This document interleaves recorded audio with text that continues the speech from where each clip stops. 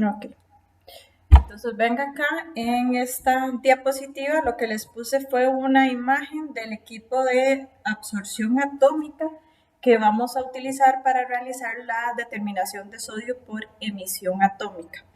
¿Y por qué se lo recalco? Porque resulta que el equipo que vamos a utilizar para realizar esa determinación de sodio por emisión atómica se conoce como equipo de absorción atómica. Es exactamente el mismo equipo el que se utiliza para la técnica de absorción atómica o la técnica de emisión atómica. Entonces, ¿qué es lo que tenemos acá en este equipo?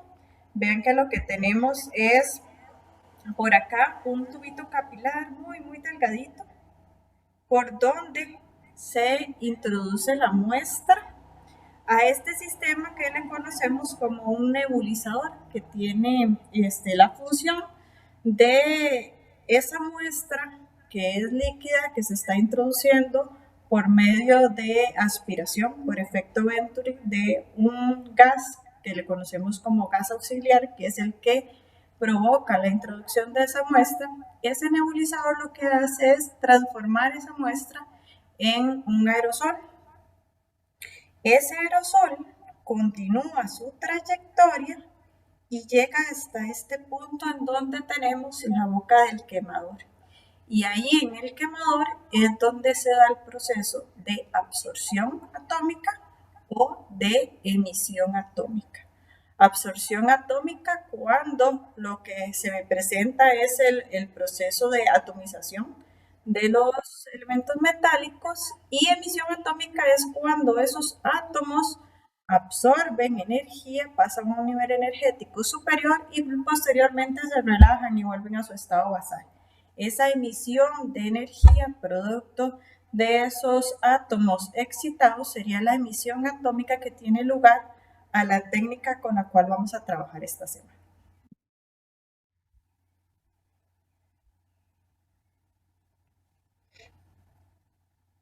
Ahora bien, ven que cuando hablamos de emisión atómica, no puedo dejar de lado la absorción atómica porque, como ya les comenté, es el mismo equipo el que estamos utilizando. Y entonces en esta diapositiva yo les pongo un poquito lo que son las diferencias que podemos encontrar entre lo que es la emisión atómica y la absorción atómica. Y vamos a iniciar con lo que es la espectroscopía de absorción atómica, que es la imagen que está señalada como imagen B, que es con la cual vamos a iniciar. Entonces, ¿qué es espectroscopía de absorción atómica? Bueno, es una técnica que se utiliza mucho para la determinación de metales en una gran variedad de matrices. Y esta técnica está basada en la absorción de energía radiante por átomos libres que están en su estado basal. Resulta que la cantidad de energía que es absorbida por el analito o por el metal de interés es proporcional a la concentración de átomos que absorben esa radiación. Entonces, lo que vemos en la figura B, ¿qué sería? Bueno, tenemos una lámpara de cátodo hueco, puede ser una lámpara de cátodo hueco o puede ser otro tipo de fuente de radiación. En este caso tenemos un disco giratorio, que es el que vemos por acá. Este disco giratorio se le conoce también como chopper. Ve que este disco giratorio tiene en dos de su totalidad, en dos cuartas partes, tiene orificios. En las otras dos secciones lo que tiene es un espejo. Entonces, ese disco está girando de forma tal que en un momento determinado la radiación electromagnética que sale de la lámpara de cátodo hueco pasa a través del orificio y sigue su trayectoria hacia la llama. En otro momento, esa radiación electromagnética que viene a través de la lámpara de cátodo hueco va a chocar con los espejos y va a desviar su trayectoria hacia el detector. Cuando esa radiación electromagnética continúa su trayectoria hacia la llama, ven que la llama, ¿qué es lo que tenemos? Bueno, hay una succión de la muestra, hay una generación de aerosol de esa muestra, esa muestra es evaporada, es vaporizada y luego atomizada, y los átomos que se encuentran acá en esta sección absorben radiación electromagnética que proviene de esa lámpara de cátodo hueco, y la que no pudo ser absorbida por esos átomos que se encuentran en la llama continúan su trayectoria hacia un monocromador y hacia el amplificador y posteriormente al detector y al registrador, que en este caso sería nuestra computadora. En el segundo punto, pues cuando ese haz de radiación es desviado, pues pasa directamente a el detector. Por tanto, la diferencia de radiación que le llega al detector cuando pasa a través de la llama y cuando es desviada, esa diferencia de radiación corresponde a la absorción por parte de esos átomos que se encuentran en la llama.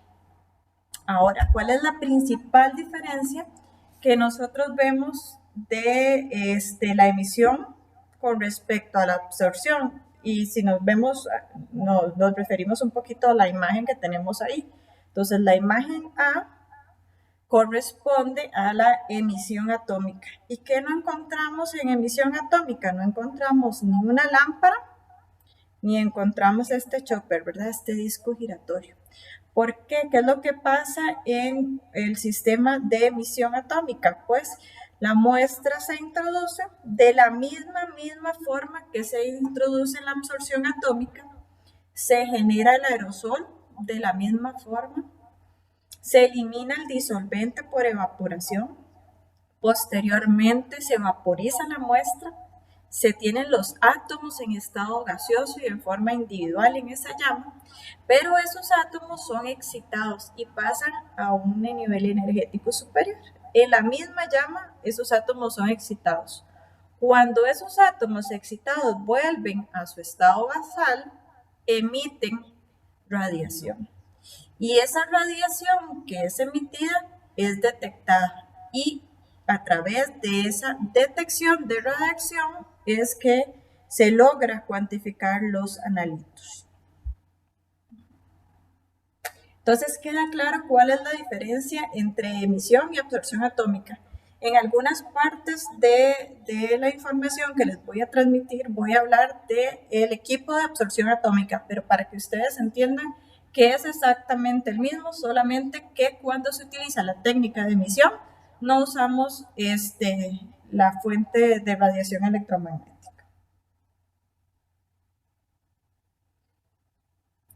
En esta figura lo que tenemos es un ejemplo de lo que es un espectro de absorción y un espectro de emisión atómica. Vean que en el primero, en el espectro de absorción, ¿qué es lo que pasa?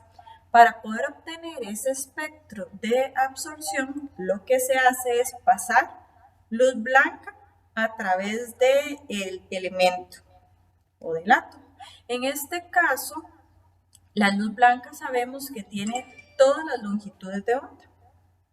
Entonces, cuando hacemos incidir esa radiación electromagnética que tiene todas las longitudes de onda sobre el analito, hay secciones, que son las secciones que estoy marcando, que son secciones que se ven en negro en ese espectro, en donde ese metal absorbe radiación.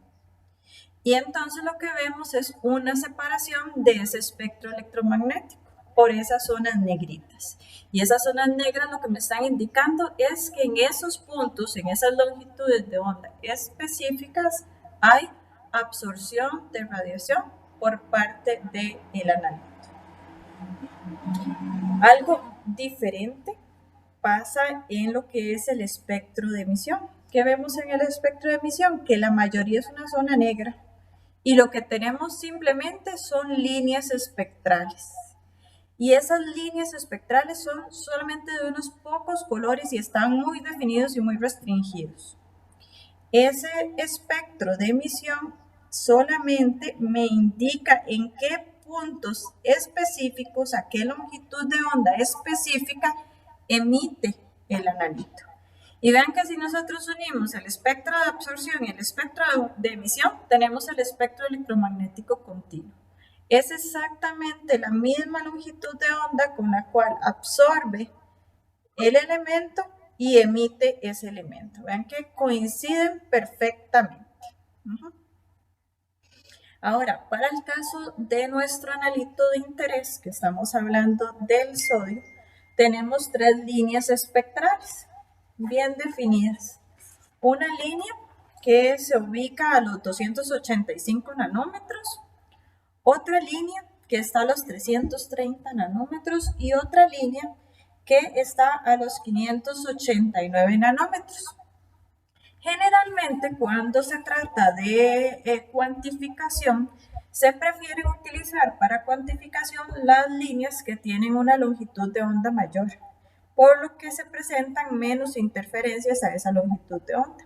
Cuando hablamos del sodio, esa línea de 589, que en realidad es un duplete, que está 589.6, 589.0, pero que sin embargo lo vemos como una sola línea espectral porque los monocromadores usualmente no tienen la resolución suficiente para separarlas. Esa línea es la línea característica de esa coloración que nosotros vemos en el sodio, esa coloración amarilla que nosotros observamos cuando sometemos a la llama al sodio. Entonces vamos a ir viendo cada una de las partes del equipo de absorción atómica desde que tengo los gases hasta que mi analito llega a ese quemador. Entonces, por ejemplo, en esta figura, ¿qué es lo que tenemos? Que usualmente en los equipos de absorción atómica se utilizan tres tipos de gases, que son los que se utilizan más comúnmente. El primero de ellos es el acetileno, que vemos acá en el punto número 1, el cilindro de acetileno. El otro gas que se suele utilizar es aire. Y el otro gas es el óxido nitroso. Dependiendo del analito que yo voy a determinar, así va a ser el tipo de oxidante que voy a utilizar. El combustible generalmente es el mismo, es el acetileno, pero puede cambiar el oxidante por aire, por oxígeno, por óxido nitroso, dependiendo del analito que yo voy a determinar.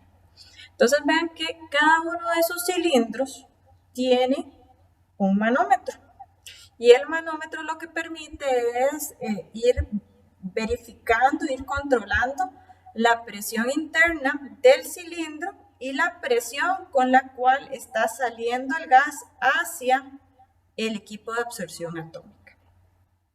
Ya en el equipo de absorción atómica hay un sistema controlador de gases, entonces controla la entrada y la salida de los gases. Entonces aquí va el acetileno, el aire y el óxido nitroso. Ahora bien, ya cuando los gases salen de ese sistema controlador en la absorción atómica, llega hasta el nebulizador.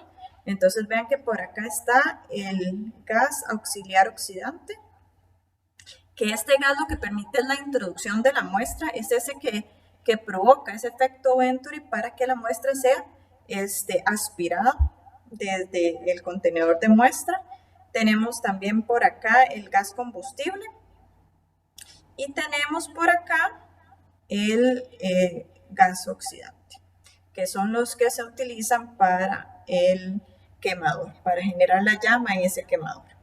También tenemos, vean por acá, el tubito capilar, que es por donde es introducida la muestra, y tenemos una válvula de drenaje, un tubo de drenaje, en donde, como ustedes ya lo han visto en teoría, cuando la muestra ingresa al nebulizador, el nebulizador lo que hace es formar un aerosol de la muestra. Lo que pasa es que hay partículas de diferente tamaño en ese aerosol y para la absorción atómica me interesan las partículas muy pequeñas. Por lo tanto, las partículas más grandes que llegan a ese sistema de nebulización y que no pasan hacia la llama son drenadas y por eso es que tenemos esta valvulita de drenaje por acá. Acá en la parte superior del quemador también tenemos la chispa, que es la que me permite pues entonces encender la llama. Ya en el equipo se ve de la siguiente forma. Ven que aquí tenemos los diferentes gases, el aire, el óxido nitroso, el acetileno. Y vean que en el equipo ya se indica, ya viene demarcado cuál gas va en cada línea. Entonces, por ejemplo, el negro me dice que es el aire. El azul por ahí me dice que es el óxido nitroso y el rojo me dice que es el acetileno. Y también algo importante acá es que vienen las presiones mínimas y las presiones máximas de ingreso de esos gases, que es lo que nosotros tendríamos que ir regulando, el flujo del gas a través de las presiones mínimas y máximas. También vienen válvulas para otros tipos de gases, como por ejemplo el argón, pero esos son para análisis específicos. Por acá viene la estructura ya de lo que es el nebulizador. Entonces ven que acá nuevamente tenemos el capilar que permite la introducción de la muestra. Tenemos el oxidante auxiliar, el oxidante del nebulizador y el combustible. Tenemos una bola de impacto que es importantísima. Nosotros tenemos que graduar manualmente esa bola de impacto con el fin de obtener un aerosol adecuado que me permita la máxima intensidad de emisión en el equipo.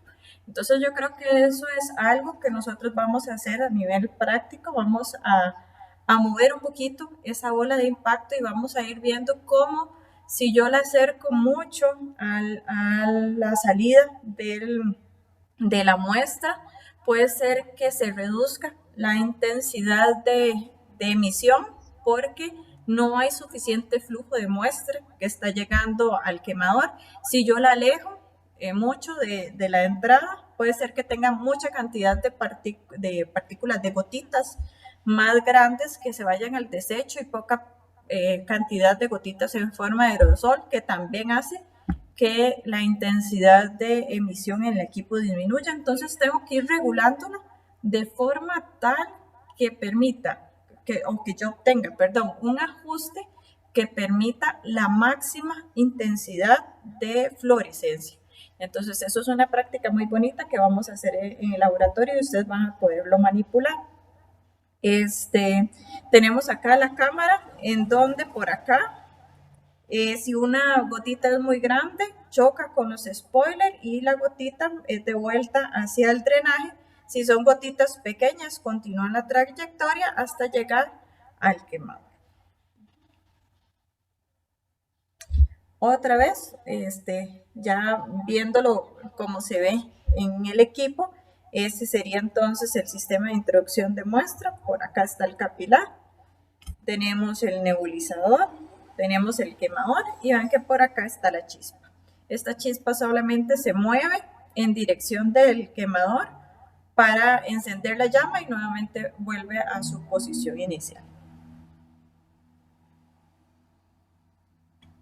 Otra forma de verlo, ven que por acá nosotros logramos también sacar de ese sistema de nebulización la bola de impacto, que sería a través de este sistema que está por acá. Entonces, generalmente en Alajuela, Fabi nos ayuda un poquito y nos saca el nebulizador para que ustedes observen cómo es que funciona y la bola de impacto también.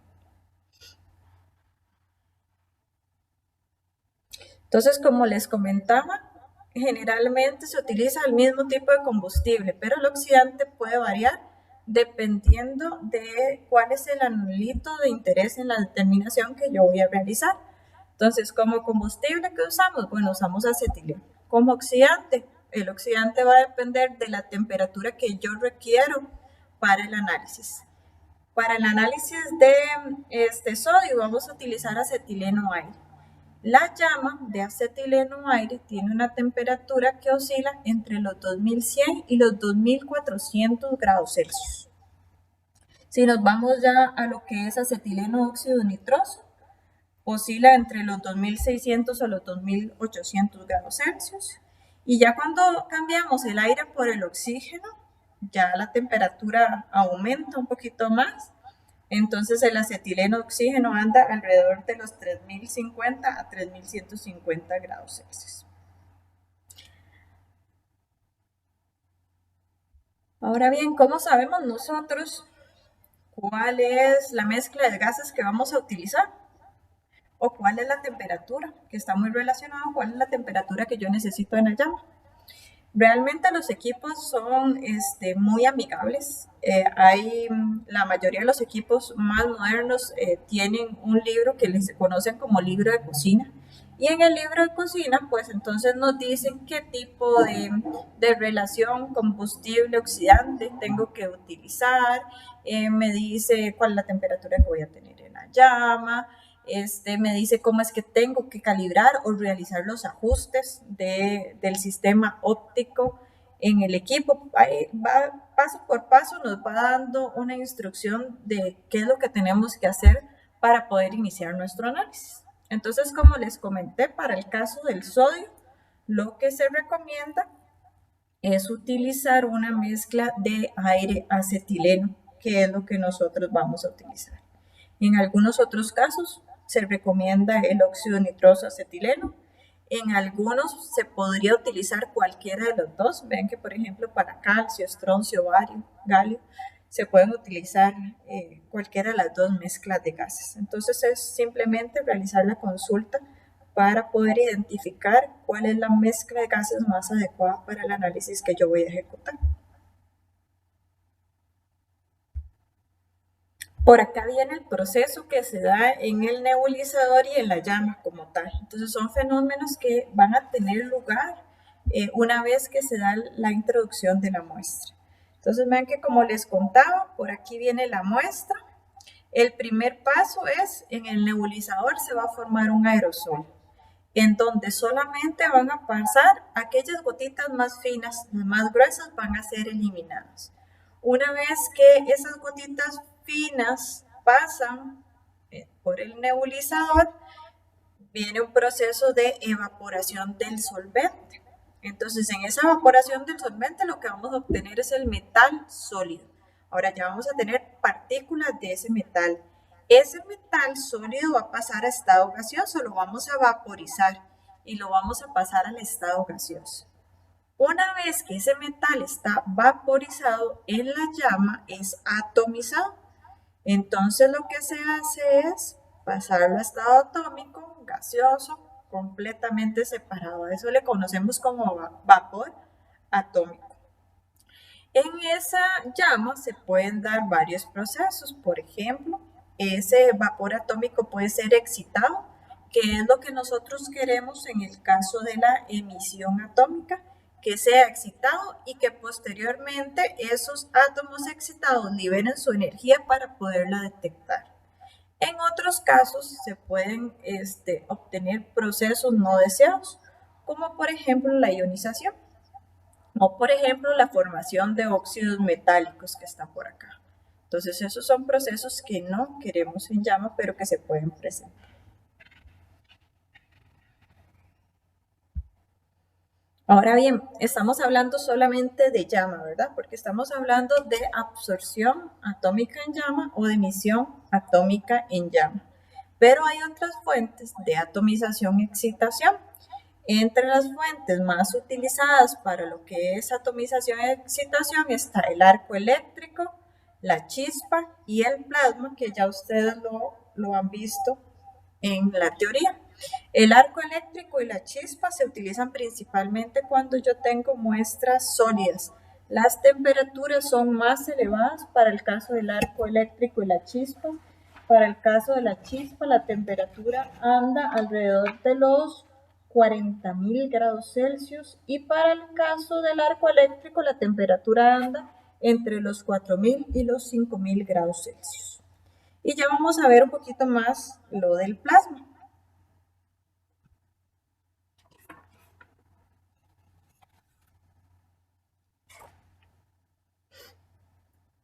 Entonces, ¿qué pasa con esa fuente de plasma de atomización y excitación? Resulta ser que ustedes conocen, se llama diferente la técnica que utiliza el plasma. Ya no se llama emisión atómica, espectroscopía de emisión atómica por llama, sino que se llama espectroscopía de emisión atómica basada en atomización con plasma o ICP. Eh, el ICP puede trabajar con varios detectores, pueden ser detectores ópticos o pueden ser detectores de masa, pero lo más importante acá en este caso es que sigue un proceso muy similar a lo que es la emisión atómica por llama. La diferencia radica en lo que sucede en la antorcha o en el plasma. ¿Por qué? Porque resulta que el plasma es una fuente de atomización-excitación que permite obtener temperaturas mucho más elevadas que las que se obtienen por llama. El ICP logra temperaturas que rondan los 5.000 a los 10.000 Kelvin. Por lo tanto, se dice que los procesos de atomización son más efectivos en el ICP. Además, usualmente para que se dé la formación de ese plasma, se utiliza un gas inerte. Muy comúnmente se utiliza argón como un gas inerte. Entonces, ¿qué es lo que pasa? Al estar reducida la presencia de oxígeno en esa antorcha, que es la que va a provocar la atomización y la excitación de los átomos, vamos a tener una reducción considerable en la formación de óxidos metales y por ende una reducción de lo que son interferencias químicas en los análisis. Además, esa temperatura entre los 5.000 y 10.000 Kelvin que nos provee el ICP son temperaturas que se mantienen más estables que con respecto a la llama. Entonces esto genera una serie de beneficios. Los límites de detección de los analitos que se pueden detectar con ICP son mucho más bajos que los límites de detección que obtenemos en llama.